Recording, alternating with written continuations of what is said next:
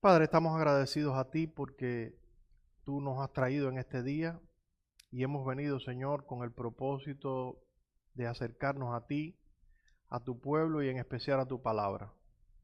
Te suplicamos ahora, Señor, que tú nos des claridad, que nos des libertad a la hora de expresarnos. Sé con nuestra debilidad, sé con nuestras deficiencias y suple tú lo que nos falta a nosotros, Señor. Pero también danos un espíritu dócil y manso ante tu palabra. Que la recibamos no como palabra de hombre, sino como lo que es, como palabra tuya, Señor. Regálanos esto en el nombre de tu Hijo Jesucristo. Amén.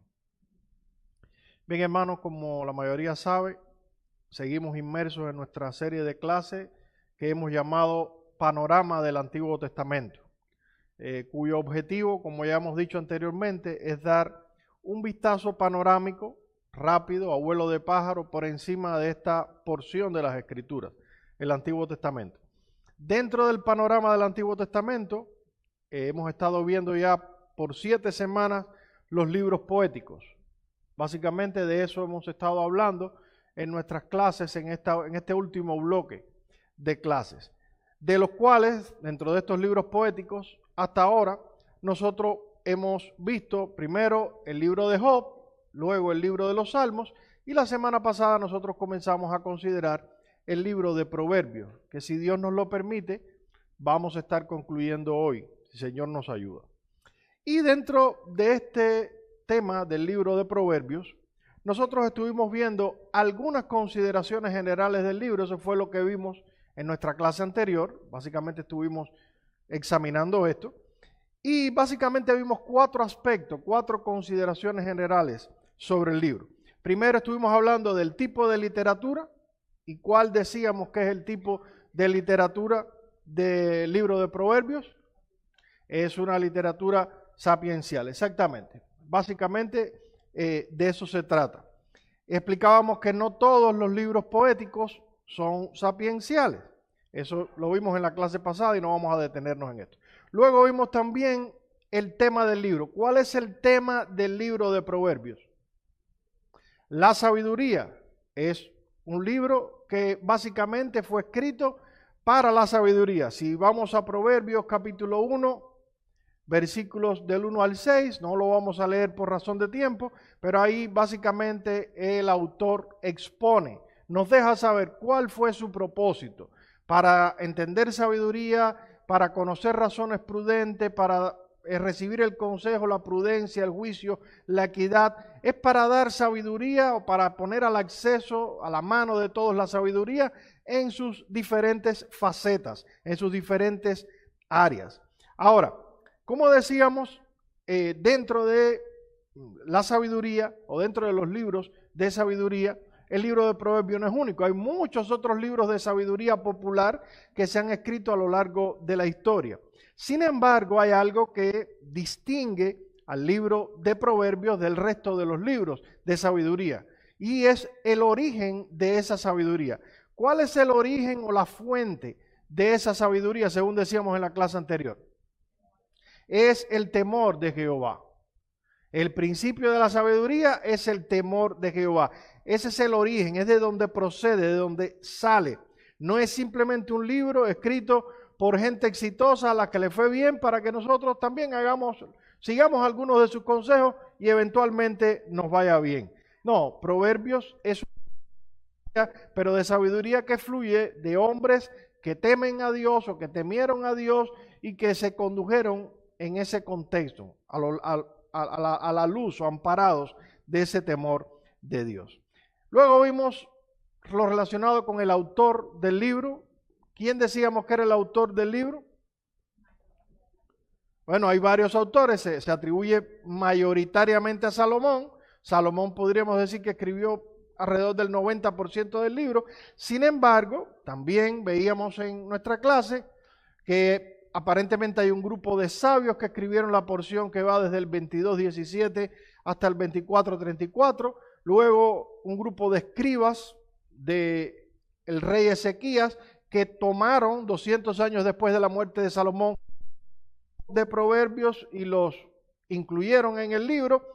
Luego tenemos el capítulo 30, que lo escribe Agur, que no sabemos exactamente quién fue, y también el 31, que lo escribe Lemuel, que tampoco sabemos quién fue, y algunas personas dicen que la última parte del capítulo 31, es decir, la parte que tiene que ver con la mujer virtuosa, ni siquiera fue escrito por Lemuel, sino por un autor anónimo. Y finalmente vimos la estructura del libro. Decíamos que el libro de Proverbios es muy sui generis, es difícil de bosquejar o de ordenar, ya que simplemente es una compilación de dichos breves o frases cortas, independientes, que no guardan relación unas con otras. Y veíamos una estructura general del libro, capítulos 1 al 9, la importancia de la sabiduría, después hay una colección de dichos de Salomón, después viene la colección de los sabios, la otra colección más tardía, 200 años después, que fue recuperada por los escribas de Ezequías, capítulo 30 los dichos de Agur, capítulo 31 los dichos de Lemuel. Ahora, más allá de esta realidad de que es un libro poco estructurado y que no puede ser bosquejado con tanta facilidad, decíamos que si hay un elemento unificador, algo que rige el flujo de pensamiento del libro. ¿Qué cosa? ¿Cuál era ese elemento unificador que mencionamos la semana pasada? La frase, hijo mío, un patrón repetitivo que se ve a lo largo de todo el libro. Se repite muchas veces y encabeza casi todos los discursos importantes del libro. Esta frase aparece más de 26 veces en 31 capítulos y básicamente lo que contiene esta frase es un registro de instrucción paterna, es el registro de cómo un padre o una madre instruyen a su hijo en cumplimiento de Deuteronomio 6. Estas cosas que yo te mando hoy, las repetirás a tus hijos al levantarte, al acostarte, andando por el camino, etcétera, etcétera, etcétera. Esto es, hermanos, lo que vimos en nuestra clase anterior. Vimos algunas consideraciones generales y en el día de hoy vamos a ver dos aspectos más. Vamos a ver, en segundo lugar, algunos principios de interpretación del libro. Ya esto es material nuevo como tal. Algunos principios de interpretación del libro. Ahora, antes de pasar a ver estos principios de interpretación y el resto de la clase, debo reconocer por honestidad que tengo una gran deuda con un material del pastor Salvador Gómez Dixon, de quien me valí bastante, o fue útil para mí en muchos sentidos, para traer esto que les voy a traer en esta mañana. Dicho esto, ¿cuáles son algunos principios que deberíamos tomar en cuenta a la hora, no solo de interpretar, sino de acercarnos y leer el libro de Proverbios? Bueno, hay algunos que voy a mencionar. En primer lugar, hermano, debemos ubicar adecuadamente este libro en la historia de la redención. Y probablemente, hermano, de todo lo que voy a decir aquí en esta clase, esto sea lo más importante. Una de las pautas de interpretación bíblica más sobresaliente a la hora de nosotros acercarnos a un libro o a un texto es que debemos ubicar ese texto en la historia de la redención, en el momento histórico en el que se escribió, ya que existe lo que se conoce como la revelación progresiva dentro de la historia de la redención. Esto significa, en la práctica, que la teología de Adán y Eva obviamente era más reducida que la teología de Moisés, porque tenía menos luz, había menos revelación. Y asimismo, la teología de Moisés era más limitada que la teología de Isaías, que vivió varios siglos después en un contexto de mucha actividad profética, y el mismo Isaías tuvo un grupo de revelaciones concernientes al nuevo pacto, al Mesías que habría de venir, etcétera, etcétera. Pero a la vez, Isaías tuvo menos revelación y menos información teológica que cualquier discípulo de Cristo en el Nuevo Testamento, porque ellos estuvieron bajo la cúspide de la revelación, bajo el Mesías prometido, quien era el clímax de la revelación. La revelación teológica fue complementándose, ampliándose y construyéndose hasta completarse todo el cuadro del canon bíblico en el Nuevo Testamento. Es como de esos rompecabezas de 1500, 2000 piezas. Yo no tengo mucha paciencia para ese tipo de actividades, pero hay personas a las que les gusta y pueden pasarse semanas y hasta meses armando un rompecabezas fichita a fichita. Bueno, cuando usted empieza un rompecabezas de esa magnitud, primero se arman, creo, las esquinas y usted va a ir viendo algo de la imagen. Luego, cuando va por la mitad, ve un poco más, pero no es hasta que pone toda la ficha que usted no va a tener el panorama completo, el cuadro completo, la imagen completa. Bueno, así mismo ocurre con la revelación bíblica. Lo único que este rompecabezas de la Biblia se armó a lo largo de 1500 años. Y Moisés puso alguna ficha, luego vino Samuel y puso otra, luego vino Isaías y puso un poco más, y no se completaron todas las fichas hasta el nuevo pacto. De modo que Moisés nunca vio el cuadro completo, Jeremías tampoco fue capaz de verlo a plenitud, Isaías vio un poco más, pero todavía incompleto. En este sentido, cada escritor bíblico habló de acuerdo al momento histórico en que estaba, con la luz que tenía en ese momento en el cual escribió. Y esto es importante, hermanos, a la hora de ir a cualquier libro y también a la hora de ir al libro de Proverbios. No podemos leer o interpretar apropiadamente el libro de Proverbios si no lo ubicamos en el momento histórico de la redención. Pregunto, ¿cuándo se escribió el libro de Proverbios? ¿Cuándo?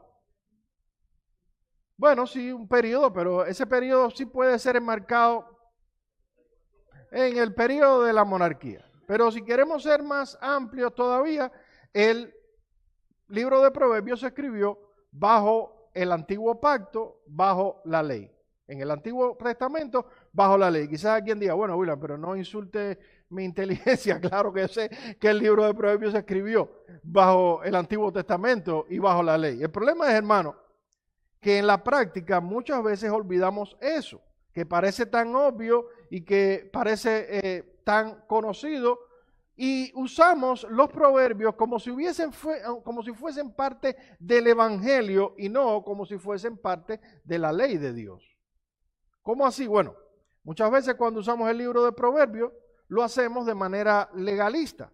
Lo usamos y enseñamos como si obedeciendo el libro de Proverbios pudiéramos llegar a ganarnos el favor de Dios. Si por ejemplo, usted es maestro de niños en la escuela dominical o está haciendo su culto familiar con sus hijos y usted toma Proverbios 1:22, por ejemplo. Los labios mentirosos son abominación a Jehová, pero los que hacen verdad son su contentamiento. Y usted se limita a decirle a su hijo, mira hijo mío, tú quieres que Dios esté contento contigo, entonces lo que debes hacer es no decir mentira y decir la verdad. ¿Es eso correcto? Sí, claro que es correcto. Pero ¿es completo lo que usted le está diciendo a su hijo? No, definitivamente no es completo. Si usted está haciendo eso y solo le da esa información a su hijo, usted simplemente va a desorientar y a desinformar grandemente a ese niño. Déjeme hacer una pregunta, tomando en cuenta que el libro de Proverbios fue escrito bajo la ley, como ya mencionamos. ¿Para qué nos fue dada la ley? Es una pregunta abierta. La ley no fue dada para llevarnos a Cristo, hermano. La ley no nos fue dada para salvarnos. La ley no nos fue dada como un medio para nosotros poder ganarnos el favor de Dios. Por medio de la ley, dice Gálatas 3:20, es el conocimiento del pecado. Y de manera que la ley ha sido nuestro ayo para llevarnos a Cristo, dice Gálatas 3:24. La ley nos muestra nuestra necesidad de salvación, pero la ley no es la salvación misma. La ley no es la salvación, es el camino hacia la salvación. La ley nos muestra el carácter de Dios y a la vez nos muestra nuestra incapacidad para poder satisfacer completamente a ese Dios. Su función primordial, hermano, es hacernos saber que somos pecadores y que estamos lejos de Dios. Y así como la ley, los proverbios escritos bajo la ley tampoco pueden interpretarse, ni usarse, ni enseñarse como un medio para ganarnos el favor de Dios. Es terriblemente desinformador que usted le diga a su hijo de 5 o 6 años que si pone atención al libro de Proverbios y hace exactamente lo que el libro de Proverbios dice, él va a conseguir que Dios le sonría desde el cielo y va a contar con su aprobación. Eso es verdad en cierta medida, pero es una verdad incompleta y por tanto se convierte en una mentira. Eso es totalmente antievangélico. Es predicar salvación por obras. Es decirle a su hijo inconverso que él puede reconciliarse con Dios haciendo lo correcto. Ahora, ¿acaso podrá su hijo decir siempre la verdad? ¿Qué va a pasar cuando su hijo diga una mentira? ¿A qué conclusión va a llegar? Si usted no aporta el evangelio y no lo añade y no guía a su hijo al evangelio a través de la ley, a través del libro de Proverbios y a través de todo el Antiguo Testamento, usted va a dejar a su hijo con parte de la información, pero no con toda la información. William, ¿eso significa entonces que el libro de Proverbios no sirve para nada? ¿Que no vale la pena enseñarlo ni obedecerlo? No, no es eso lo que estoy diciendo. El libro de Proverbios es tan bueno como la ley es buena, santa y justa. Es bueno y debemos enseñarlo y debemos traerlo a nuestros hijos y ellos deben conocerlo porque expresa el carácter moral de Dios la ley, así como la vida sabia que Dios quiere que vivamos en el caso del libro de Proverbios. Pero debemos hacerlo con el entendimiento de que siempre nos quedaremos cortos en su cumplimiento y cuando eso pase, debemos enseñar a nuestros hijos que deben correr y que pueden y deben correr al evangelio. Lo mismo, hermanos, con el libro de Proverbios. Es un modelo ideal de vida santa, pero no nos va a ganar el cielo, no nos va a ganar el afecto de Dios. No podemos presentarnos delante de Dios simplemente siendo sabios obedeciendo el libro de Proverbios. El hombre sabio que se presenta en el libro de Proverbios está más lejos de nuestras posibilidades como seres humanos caídos que cerca de nosotros. En última instancia, hermano, a lo que apunta el libro de Proverbios en su sabiduría es a Cristo. Es en Cristo en quien están escondidos todos los misterios de la sabiduría y del conocimiento, dice Colosenses 2:3. Cristo es la sabiduría personificada. Él cargó con nuestra necedad para satisfacer la justicia de Dios y hacernos sabios. Miren qué interesante este texto de Colosenses, de 1 Corintios 1, 30 al 31. Dice, mas por Él vosotros estáis en Cristo Jesús, el cual nos ha sido hecho por Dios sabiduría, justificación, santificación y redención, para que como está escrito, el que se gloría, gloríese en el Señor. Hermano, dentro de las cosas que Cristo ganó para nosotros, trajo, Él se hizo por nosotros sabiduría. ¿Por qué? Porque obviamente nosotros lo que somos es necios, nacemos en necedad. Por tanto, un uso apropiado del libro de Proverbios a donde debe conducirnos y donde debe siempre terminar es en el Evangelio. Si no termina en eso, hermano, no estamos entendiendo adecuadamente en qué momento y en qué contexto se escribió el libro. Bien, además de este punto importante, vamos a ver otros principios también importantes a la hora de acercarnos al libro.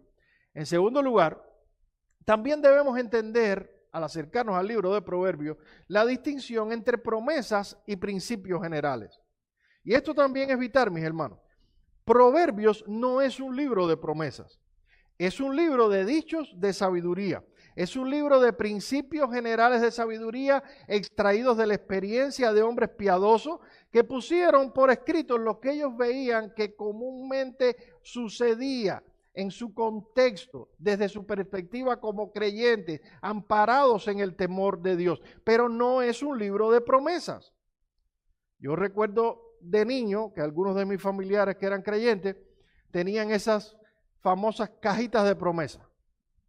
Los que son más adultos aquí probablemente recuerden esto. Ya creo que hay versiones digitalizadas, ya vimos en otra era, ya hay versiones, hay un app, usted le da clic y ahí tiene su promesa, ya no tiene que andar con una cajita. Pero yo recuerdo que esas eran unas cajitas con tarjetitas pequeñas y cada tarjetita tenía una promesa. Entonces se levantaba por la mañana y decía, la promesa para hoy, metía la mano y sacaba su tarjeta y leía su promesa de Dios. Bueno, por lo cortico que debían ser los escritos en esas tarjetas, el libro de Proverbios era ideal para esas cajitas de promesas. Entonces, esas cajitas de promesas estaban llenas de proverbios que supuestamente eran promesas de Dios para usted, para su día.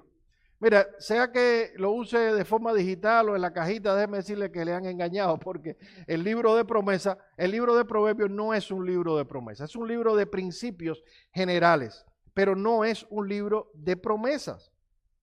Cuando usted le dice, por ejemplo, a un amigo, usa un proverbio popular, le dice, alguien que está haciendo algo arriesgado, usted le dice, ten cuidado porque el que anda con fuego se quema. Bueno, usted le está diciendo a su amigo que de forma general las personas que andan en cosas arriesgadas terminan siendo dañados por el riesgo que están corriendo. Ahora, hermano, eso no es una norma general, ni es una regla invariable. Hay gente que hace cosas arriesgadas y no se quema, no les pasa absolutamente nada. Lo mismo ocurre con Proverbios. Son expresiones generalizadas de sabiduría, pero no son promesas invariables. Hay creyentes que se aferran a algunos proverbios y reclaman cosas que supuestamente Dios les ha prometido que Dios nunca prometió. Por ejemplo, leemos Proverbios 22-29. ¿Has visto hombre solícito en su trabajo? Delante de los reyes estará. No estará delante de los de baja condición. Y ahí está este hermano trabajando en su factoría en Hialeah, esperando que Donald Trump levante el teléfono y le llame para ir a trabajar a la Casa Blanca porque es un hombre diligente. No, mira, habrá hombres y personas muy diligentes que terminarán trabajando el resto de su vida en una factoría, porque esto no es una promesa. Ahora, lo que sí podemos ver como norma general es que las personas que son diligentes, las personas que son esforzados y que son cuidadosos con su trabajo, generalmente progresan y son llamados a puestos de promoción y pueden avanzar en la vida. Esa es la regla general, pero no es una norma absoluta, no es una promesa. Otro texto que también se usa muchas veces como una promesa es Proverbios 22:6. Instruye al niño en su camino y aun cuando fuere viejo no se apartará de él. He visto padres agarrados de este texto diciendo, mis hijos tienen que convertirse porque yo hice las cosas bien hechas. Mi hermano, esto no es una promesa. Esto no es una promesa de Dios. Entonces, ¿qué hago? No hago nada. Mejor no instruyo a mis hijos. No les traigo la palabra. Me desconecto porque al final Dios va a hacer lo que quiera. Bueno, primero déjame decirte que Dios va a hacer lo que quiera, te guste o no. Eso es lo primero que debo decirte. Y en segundo lugar, aunque Proverbios 22:6 no es una promesa, sí contiene un principio de sabiduría que nos dice que si somos padres fieles en hacer lo que debemos hacer a la hora de instruir a nuestros hijos, deberíamos tener esperanza y deberíamos hacerlo con optimismo de que Dios puede usar, si Él quiere, esa instrucción y traer a nuestros hijos a sus pies. No es una promesa, pero sí es un principio general de sabiduría que debería guiarnos a hacer lo que debemos hacer como padres. En ese sentido, podemos seguir ese principio general de sabiduría, pero no aferrándonos a él como si Dios tuviera que cumplir algo que en realidad nunca ha prometido. Un tercer principio que debemos tomar en cuenta a la hora de acercarnos al libro de Proverbios es, debemos reconocer las dificultades intrínsecas de interpretar textos carentes de contexto. Ya hablamos algo de esto la semana pasada, voy a pasar por aquí muy brevemente, pero lo cierto es que, como decíamos en nuestra clase anterior, el libro de Proverbios se trata de un grupo de sentencias breves, oraciones breves, dichos muy breves, que no siempre tienen conexión unos con otros. De hecho, en la mayoría de los casos, el libro de Proverbios contiene estos dichos que están simplemente compilados, pero desconectados unos de otros en cuanto a su temática, en cuanto a su flujo de pensamiento. En este sentido, alguien mencionaba que la mayoría de los capítulos de Proverbios son como unas listas de supermercado, estas listas que hacemos cuando vamos al supermercado, ¿verdad? Usted dice, bueno, tengo que comprar sal, tengo que comprar una frazada de piso, tengo que comprar el gas. Y usted lo anota, nada tiene que ver con nada, excepto que usted tiene que anotarlo para que no se le olvide. Pues la mayoría de los proverbios o de los capítulos de los proverbios son así, son simples listas de dichos que fueron siendo compilados en momentos determinados, pero que no guardan necesariamente conexión unos con otros. Esto hace, hermano, que haya una gran diversidad de posibilidades interpretativas para el libro de Proverbios y que nosotros no podamos ser dogmáticos en nuestra interpretación muchas veces del libro de Proverbios. Por ejemplo, cuando uno lee otros capítulos de las Escrituras, por ejemplo, uno lee Filipenses 4:13, ese famoso texto donde Pablo dice, todo lo puedo en Cristo que me fortalece. Y algunos creyentes dicen o entienden que lo que Pablo está diciendo ahí es que él puede ser omnipotente, todo lo puedo. Pero cuando usted lee el contexto inmediato, el verso anterior, Pablo simplemente está diciendo, sé vivir humildemente, sé tener abundancia, sé tener hambre y sé estar saciado. Todo lo puedo en Cristo. Es decir, puedo lo mismo tener hambre que estar saciado, tener abundancia, que no tener nada. Ese es el todo, eso enmarca el todo. El contexto nos dice de qué está hablando el texto. Pero cuando vamos al libro de Proverbios, no tenemos ese contexto. Por tanto, las posibilidades interpretativas son muy variadas y no siempre podemos ser dogmáticos en la interpretación. Por ejemplo, el mismo pasaje de instruye al niño en su camino y aun cuando fuere viejo no se apartará de él. Muchos interpretan que lo que Pablo está aquí haciendo es animar a los padres a hacer su labor de instrucción con la esperanza de que él va a bendecir esa instrucción. Yo particularmente creo que es esto lo que está diciendo Pablo aquí. Sin embargo, hay expositores y comentaristas muy serios, como por ejemplo Juan Carlos Rail, que opinan que aquí lo que se enseña es todo lo contrario. Él opina que con esta declaración lo que se está hablando es de la depravación total del niño. Y que Salomón lo que dice es que aunque tú instruyas al niño en su camino, es decir, en su andar, aun cuando el niño fuere viejo por su depravación, él no se apartará de ese camino a menos que Dios quiera salvarlo. Es una interpretación totalmente opuesta a la que otras personas ven. Ahora, ¿está equivocado Juan Carlos Rail? Probablemente sí, yo creo que sí, pero no puedo discutir con él de manera dogmática porque no tengo un contexto que me ayude a definir si el texto va encaminado por esta vía o por la otra. Entonces, esto es algo que debemos tomar en cuenta a la hora de estudiar el libro de Proverbios. En cuarto lugar, hermano, debemos admitir también las dificultades de traducir frases idiomáticas. Una de las cosas que llama la atención del libro de Proverbios es que si usted toma 5 traducciones distintas, verá grandes diferencias entre una traducción y otra. Pero si usted toma 5 traducciones distintas en 5 idiomas diferentes, entonces las traducciones o las diferencias van a ser mucho más notables. ¿Cuál es la razón que hay detrás de esto? Bueno, la razón es que muchos de estos proverbios fueron dichos populares o frases idiomáticas. Frases idiomáticas que no siempre se pueden traducir tan sencillamente. De hecho, ni siquiera se pueden traducir literalmente. Aquí hay varios traductores y saben de lo que estoy hablando, de las dificultades que hay cuando uno quiere traducir una frase idiomática, un modismo. Por ejemplo, ¿cómo diríamos en nuestros países de origen que está lloviendo mucho en el argot popular? Está cayendo un palo de agua. Eso no sé si es venezolano, pero es bastante cubano.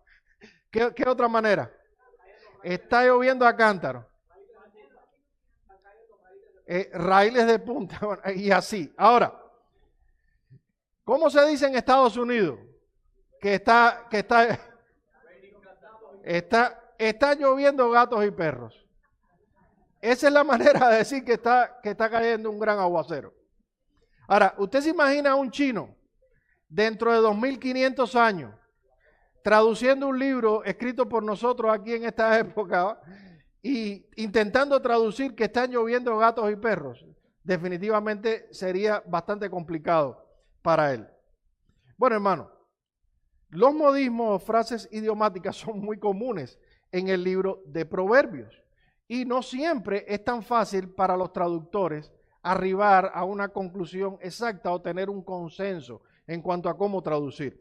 Por ejemplo, Proverbios 25:17 dice lo siguiente, y este sería el texto literal en hebreo.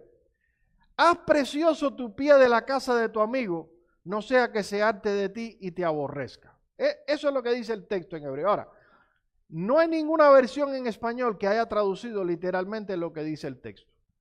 Por ejemplo, la Reina Valera traduce, detén tu pie de la casa de tu vecino. La Biblia de las Américas dice, no frecuente tu pie la casa de tu vecino. La palabra de España dice, visita con mesura la casa del vecino. La traducción en lenguaje actual dice, con los amigos guarda tu distancia. Y la Nueva Biblia Viva dice, no abuses de las visitas a tu amigo. Y hay un montón de opciones más. El problema es que ya esto deja de ser una traducción literal y se convierte en lo que se conoce como traducción dinámica. Pero en realidad muchas veces no existen muchas otras alternativas, porque no hay forma de traducir de forma literal los modismos o lo que se conoce como las frases idiomáticas. Así que esto es una dificultad a la hora de acercarnos al libro de Proverbios. En último lugar, hermano, debemos reconocer también que este es un libro eminentemente práctico. Si usted va a una librería o una biblioteca, usted va a encontrar 2 tipos de libros. Yo sé que ya las librerías y las bibliotecas no están de moda, ya el mundo digital nos ha desplazado, pero las librerías o las bibliotecas siguen siendo lugares muy acogedores para estudiar. Al menos algunas horas a la semana yo los paso en una biblioteca y es un buen tiempo porque nadie te molesta, todo el mundo está en lo mismo, no oyes a nadie hablando y es un buen espacio para poder estudiar. Si usted va a una librería o una biblioteca, usted va a encontrar dos tipos de libros. Hay libros teóricos y hay libros prácticos o manuales. Los libros teóricos establecen el fundamento de ciertas cosas, la base, el por qué algo es importante, dan información. Pero los manuales le ayudan a desarrollar habilidades. Hay manuales de mecánica, manuales de cocina, manuales de computación, etc. Bueno, el libro de Proverbios no es un libro de teoría, es un libro práctico, es un manual. Es un manual de sabiduría para la vida. Si nosotros leemos el libro de Proverbios, debemos leerlo con esta perspectiva. Es un libro para poner en práctica, para implementar, no simplemente para llenar nuestra cabeza de información. Si usted lee sobre el hombre perezoso, por ejemplo, debería preguntarse al final, ¿no habrá alguna manera en la que yo pueda ser una persona más diligente? Porque ese es el objetivo de Proverbios, ayudarnos en la reflexión. Si se habla de la mujer insensata que derriba su casa con sus manos, usted como mujer debería preguntarse, ¿no habrá una forma en la que yo pueda, en la que yo esté de alguna manera destruyendo, socavando mi hogar, en la manera en la que trato a mi esposo, en la manera en la que trato a mis hijos, etcétera? No se supone que pasemos por el libro de Proverbios simplemente diciendo una información más. Miren el ejemplo que el propio libro de Proverbios nos da de cómo no debemos ser irreflexivos con la sabiduría.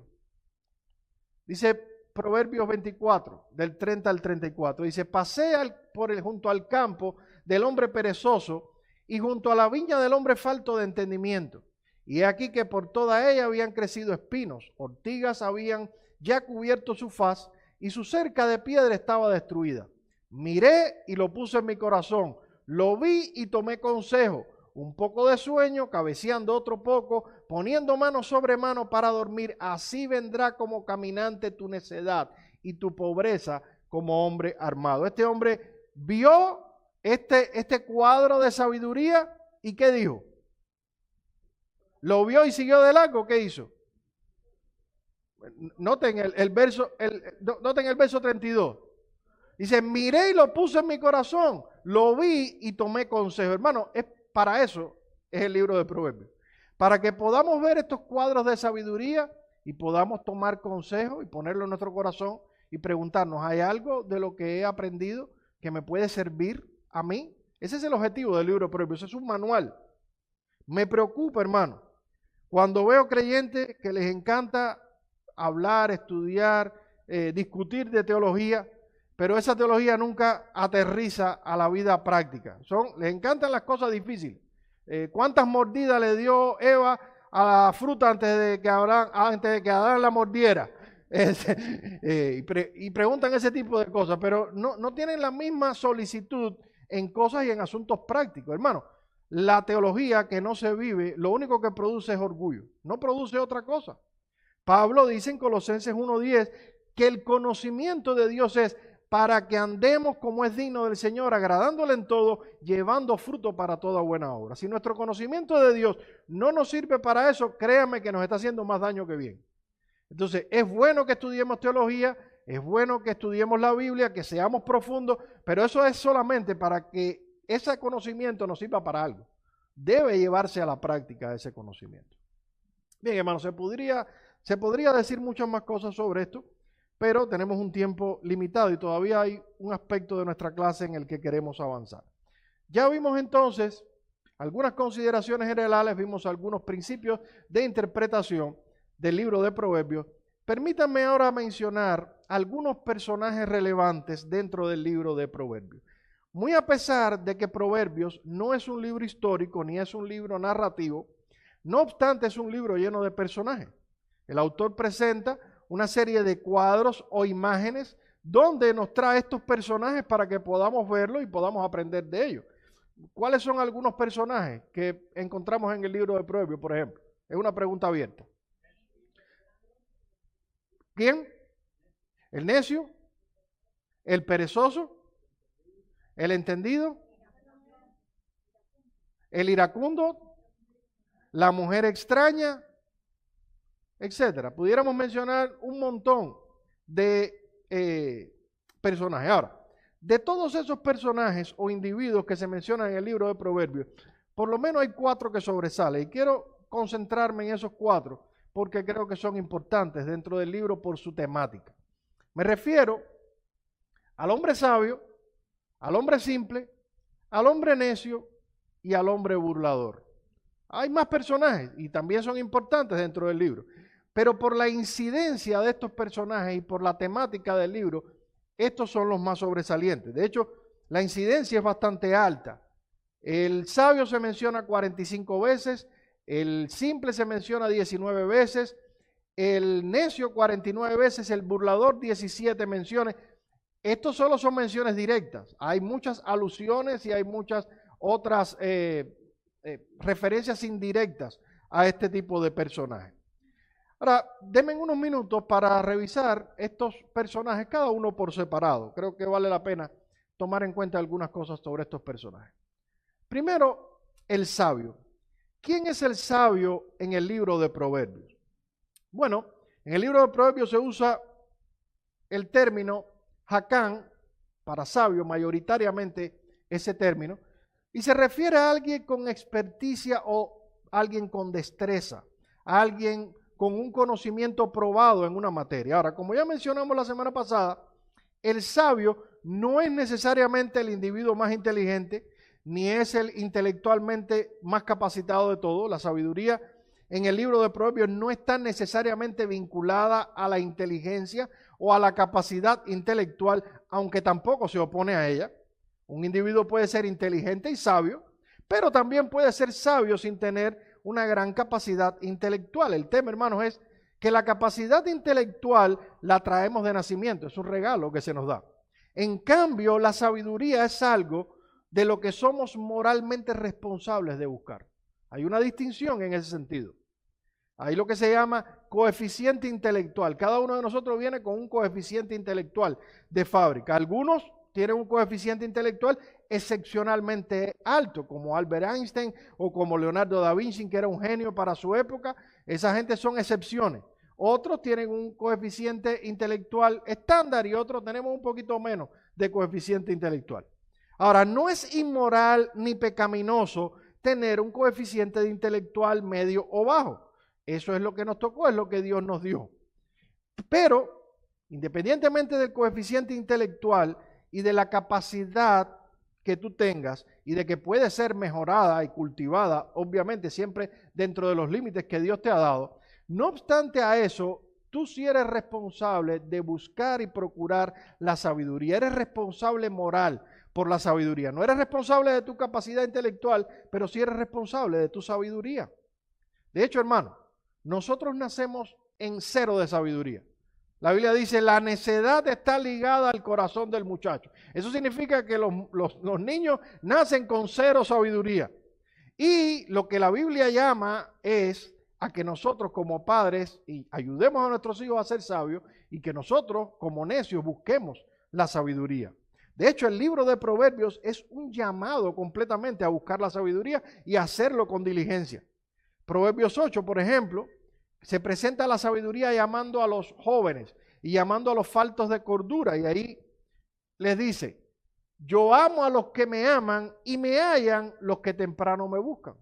¿Quiénes encuentran la sabiduría? Aquellos que le buscan. Hay una responsabilidad en buscar la sabiduría. Entonces, no se trata de una condición natural como la inteligencia o de una capacidad intelectual, sino de una decisión moral que nosotros debemos tomar.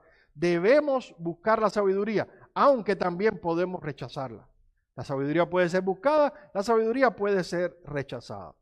Ahora, ¿cuáles son algunas características del hombre sabio a la luz del libro de Proverbios? Algunas características que voy a mencionar muy rápidamente. En primer lugar, el hombre sabio teme a Dios. Eso es básico. Que dice Proverbios 1:7, el principio de la sabiduría es el temor de Jehová. Los insensatos desprecian la sabiduría y la enseñanza. ¿Dónde empieza todo, mis hermanos? Todo empieza por temer a Dios. Temer a Dios es el principio de la sabiduría. Y por principio no se refiere al momento histórico en el que uno hace algo, no es una frase temporal, sino que ese principio se refiere a la fuente, al origen, a de donde brota una cosa. La sabiduría brota del temor a Dios. No surge de la inteligencia, no surge de la experiencia, no es que cuando somos más viejos nos vamos poniendo más sabios, no.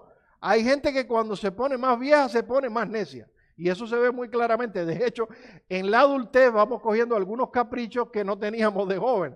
Entonces, no necesariamente la sabiduría es fruto de la edad. La sabiduría surge ¿de dónde? Surge del temor a Dios. Cualquier persona, sin importar su edad, su nivel intelectual, su preparación académica, que se conduzca en el temor de Dios, puede vivir una vida sabia. Eclesiastés lo resume de esta manera. El fin de todo discurso oído es este: teme a Dios y guarda sus mandamientos, porque esto es el todo del hombre. Temes a Dios y guarda sus mandamientos, resolviste tu problema. Ese es el todo del hombre. En segundo lugar, el sabio también aprecia el consejo. Algo que queda muy claro en el libro de Proverbios es, y no cabe duda de esto, es que hay un vínculo indisoluble entre la sabiduría y la disposición a escuchar el consejo. Voy a citarle 2 o 3 textos. Atendedle consejos y sed sabios, y no lo menospreciéis. El hijo sabio recibe el consejo del padre, mas el burlador no escucha reprensiones. Escuche el consejo, recibe la corrección. ¿Para qué? Para que seas sabio en tu vejez. Y créanme, hermanos, yo podría mencionar aquí 15 o 20 textos más que enseñan claramente que una característica indispensable del hombre sabio es su oído abierto a escuchar el consejo de otro. Todo el mundo te dice, no lo hagas, no te cases con ese joven. Te lo dice tu papá, te lo dice tu mamá, te lo dicen tus pastores, te lo dicen tus amigos, los vecinos, todo el mundo te dice y tú no. Ustedes no entienden, ustedes no saben, no lo conocen. Sí, es verdad, no lo conocemos. Ni tú tampoco lo conoces. Y cuando pasa el tiempo todos nos damos cuenta que es peor de lo que pensábamos. Entonces, oye el consejo, eso es un síntoma de sabiduría. Te faltó sabiduría al escuchar el consejo, ahora vas a cargar con las consecuencias. El hombre sabio también acepta la reprensión. Hermano, a ninguno nos gusta equivocarnos. Y mucho menos nos gusta que nos digan que nos hemos equivocado, ¿verdad? Si nos equivocamos y nadie nos dice nada, está bien. Pero si además de equivocarnos vienen a decirnos que nos hemos equivocado, definitivamente no nos gusta. Sin embargo, hay momentos donde vamos a meter la pata y donde necesitamos que personas vengan en nuestro auxilio, en nuestra ayuda. El sabio sabe esto y lo aprecia. No lo ve como un ataque, lo ve como un regalo. Nota lo que dice Proverbios capítulo 8, 8 y 9. No reprendas al escarnecedor para que no te aborrezca. Corrige al sabio y te amará. Da al sabio y será más sabio. Enseña al justo y aumentará su saber. El sabio no se siente atacado. Siente que es una bendición que alguien venga y le diga, mira, creo que estás en un error. Y aprovecha eso, se vale de esa bendición y avanza en su vida. Bueno, ¿con cuánta facilidad recibes tú la amonestación? Eso es un indicador de cuánta sabiduría hay en tu vida, definitivamente. En cuarto lugar, el hombre sabio es prudente. En el libro de Proverbios dice, el corazón del prudente, o en el corazón del prudente reposa la sabiduría, pero no es conocida en medio de los necios. Proverbios 14:13. Proverbios 14:8. La ciencia del prudente está en entender su camino, mas la indiscreción de los necios es engaño. Proverbios 16:21, el sabio de corazón es llamado prudente y la dulzura de labios aumenta el saber. Alguien ha dicho que la prudencia es la capacidad de ser lo suficientemente paciente como para considerar los escenarios y anticipar las consecuencias a fin de elegir el curso de acción correcto. Lo voy a poner en palabras más fáciles. Es pensar antes de actuar. Básicamente de eso se trata. Lamentablemente hay gente que cuando dice, estoy planificando hacer una cosa, ya lo hicieron. Ya no se dan chance a pensar 2 veces el asunto. Hay alguien cercano a nosotros que tiene esa característica en mi familia y hace unos días le envió un mensaje a mi esposa. Voy a mandarle un correo a mi jefe diciéndole tal cosa. Y yo le dije, deja lo que estás haciendo y llámala porque lo que le queda para hacerlo es nada. Y en el momento que lo hizo, me dijo, no, ya estás llamando el correo, llamando el correo que era un disparate. Son más rápidos que la luz. Actúan antes de pensar. Eso es falta de sabiduría, lamentablemente. En quinto y último lugar, no es el último, pero es el que voy a mencionar. También el sabio en el libro de Proverbios selecciona bien sus compañías. Uno de los temas más recurrentes del libro de Proverbios es el de las malas compañías. Cuídate de las malas compañías. Un hombre sabio elige con quién pasa tiempo, con quién se ajunta, con quién intima. No, hombre, no, yo puedo relacionarme con cualquiera, a mí no me pasa nada, yo estoy muy firme en mi fe. Bueno, déjame decirte, eso no es lo que dice Salomón. Dice Salomón, no te entremetas con el iracundo, ni te acompañes con el hombre de enojo, no sea que aprendas sus maneras. Si estás todo el tiempo con el hombre de enojos, y ponga ahí, sustituye enojos por cualquier otro pecado, si estás todo el tiempo acompañado, créeme que tarde o temprano vas a aprender sus maneras. Proverbios 13:20, el que anda con sabios, ¿qué pasará? Sabio será, mas el que se junta con los necios será quebrantado. La implicación es será necio también, en ese sentido. No, hermano, no es verdad que podemos intimar con aquellos que ven la vida diametralmente opuestos a nosotros y terminar siendo diferentes a ellos. Eso no es verdad.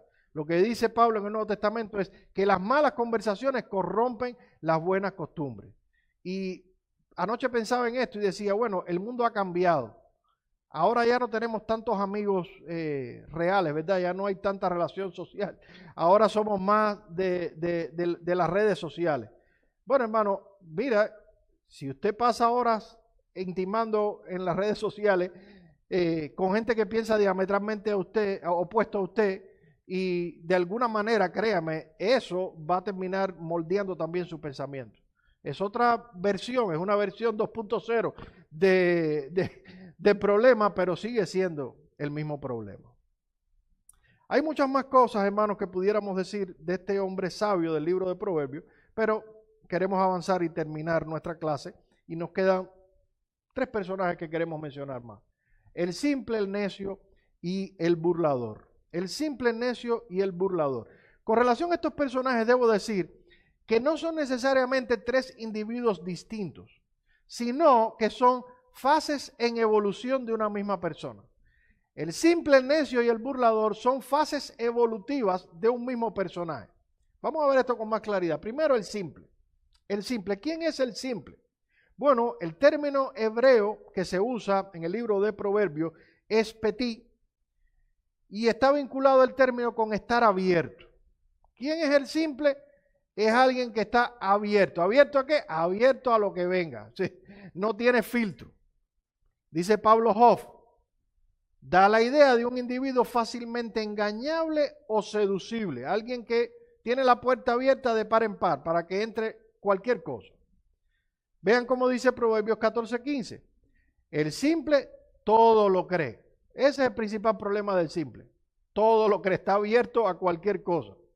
Y luego dice, el avisado ve el mal y se esconde, mas los simples pasan y reciben el daño. Es alguien irreflexivo, alguien que no piensa 2 veces las cosas, por tanto, sigue de largo y recibe el trastazo. Y en Proverbios 7:7, cuando se habla de las artimañas de la mujer ramera, se dice que precisamente es a los simples a quien ella escoge para enredar. Dice Proverbios 7:7, vi entre los simples y consideré entre los jóvenes a un falto de entendimiento. Y ahí se narra todo lo que pasa con esa mujer extraña, cómo lo seduce, cómo lo enreda, etcétera, etcétera. Es un joven, es un falto de entendimiento. En eso consiste la simpleza.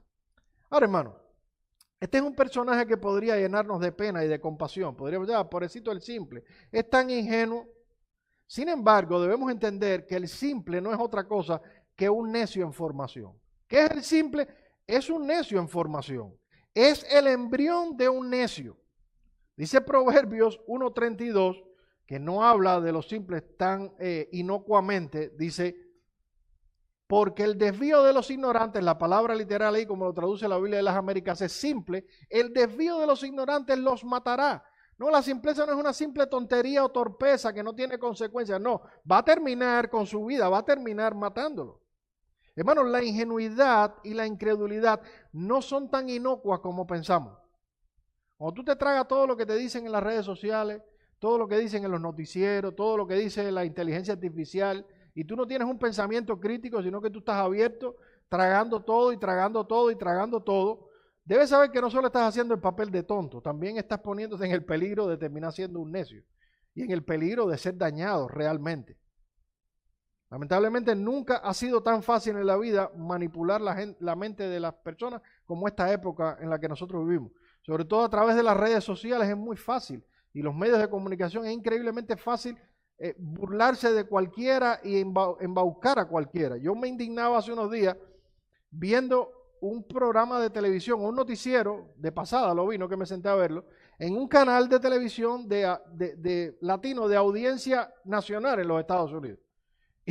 Y lo que vi fue increíble. Estaban haciendo un reportaje como una noticia muy seria, muy importante, porque hay una virgen, no sé en qué país, no sé dónde, una virgen de yeso, que en la Semana Santa la virgen llora sangre.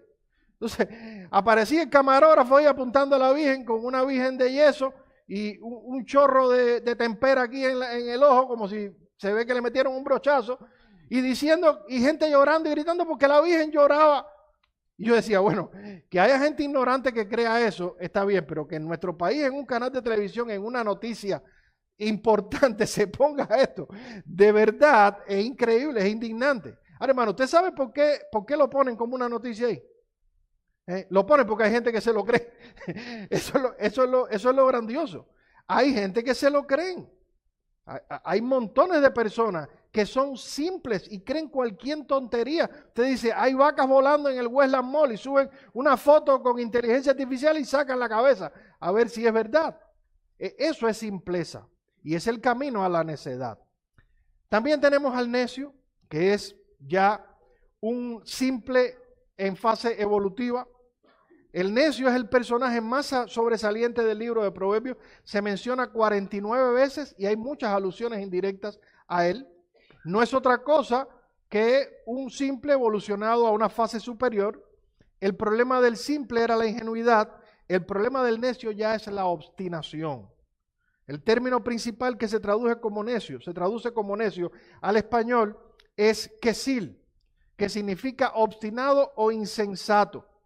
Quesil parece proceder de la raíz hebrea que significa confianza.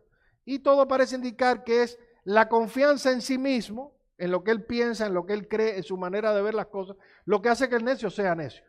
Yo tengo la razón, no me interesa lo que piensa nada, no necesito oír a nadie, yo estoy en lo correcto. El necio no cree que está mal su proceder, al contrario, él se piensa que él está en lo correcto y que está haciendo el bien. Y por eso no necesita cambiar. Es una persona obstinada. El necio es la antítesis del sabio. Si el sabio escucha el consejo, el necio piensa que su camino es derecho, en su propia opinión. Si el sabio aprecia la instrucción, los necios desprecian la sabiduría y la enseñan, como dice Proverbios 1:7. Si el sabio es prudente, el necio se muestra insolente y confiado, como dice Proverbios 14:6. No tenemos tiempo, hermano, pero usted puede tomar una concordancia exhaustiva de la Biblia, que las hay ahora, hasta en su teléfono la puede encontrar, y usted busca el término necio en el libro de Proverbios y hace una lista de todo lo que se dice de él, y ahí va a tener muchísimas cosas que aprender, porque es altamente aleccionador la persona del necio en el libro de Proverbios. Ahora, el necio ha llegado a una condición lamentable, pero no es la peor de todas las condiciones. El premio al peor personaje del libro lo tiene el burlador. El burlador. ¿Quién es el burlador o el escarnecedor que está en la cúspide de la pirámide de maldad del libro de Proverbios? Bueno, el término que se traduce ahí como burlador es el término les, que es escarnecedor, mofador, burlador. Pero el burlador del libro de Proverbios no es siempre alguien como estos hermanos que tenemos entre nosotros, que siempre son muy graciosos y no pierden la oportunidad para hacerle una broma ante cualquiera de sus infortunios. Por más que no le guste que ellos le hagan eso, no es de este tipo de personas de la que está hablando el libro de Proverbios. La burla o el escarnio al que se refiere el libro de Proverbios es mucho más seria y pervertida.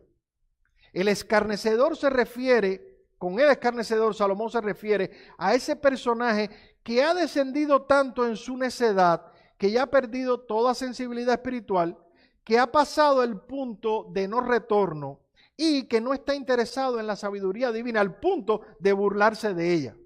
El burlador no solo no quiere saber de la sabiduría divina, sino es la persona que petulantemente dice, y lo hago y qué, y no estoy de acuerdo y no me importa y no quiero saber de lo que Dios dice.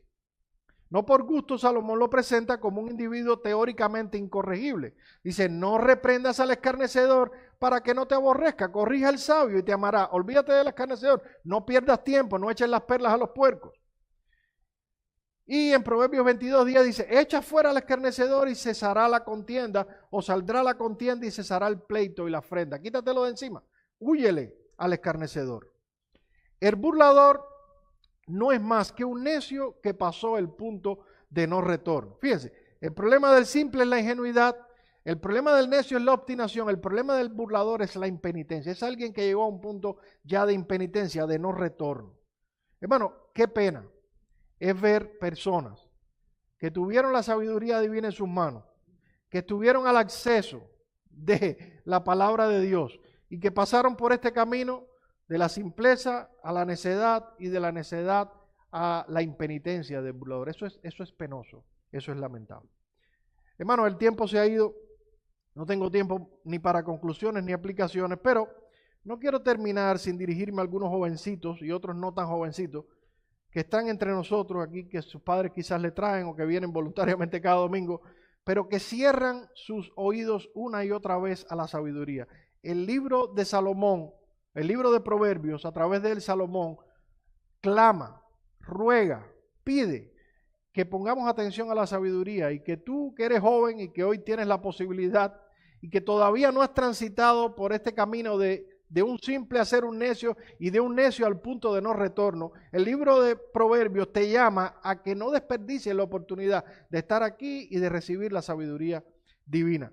Es lamentable, pero hay un punto donde ya no hay marcha atrás en este proceso. Hay un punto donde caemos, donde pasamos de la necedad a ser un burlador o un escarnecedor y ya no te va a importar ni va a haber manera de volver atrás. Mira cómo la sabiduría termina llamando a la reflexión a aquellos que están en esta condición. Y con eso voy a terminar leyendo este pasaje de Proverbios capítulo 1, 27 al 33.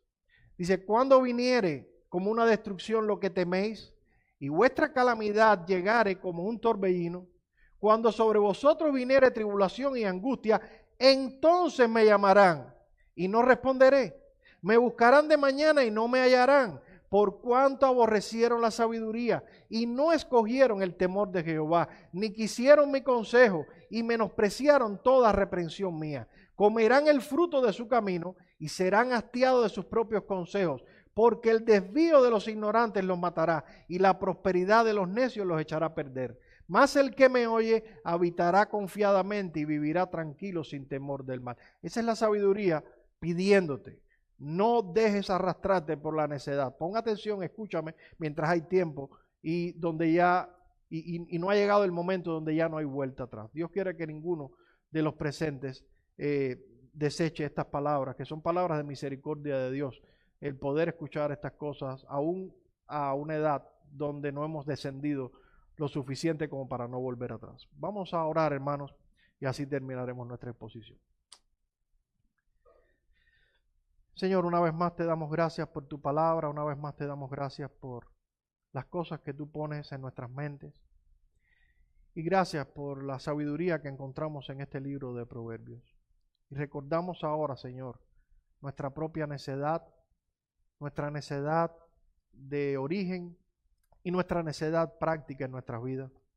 Y te damos gracias por Cristo, que al final es a quien apunta todo este libro, a nuestra necesidad que tenemos de Él para ser sabios y vivir una vida que te agrada a ti, Señor.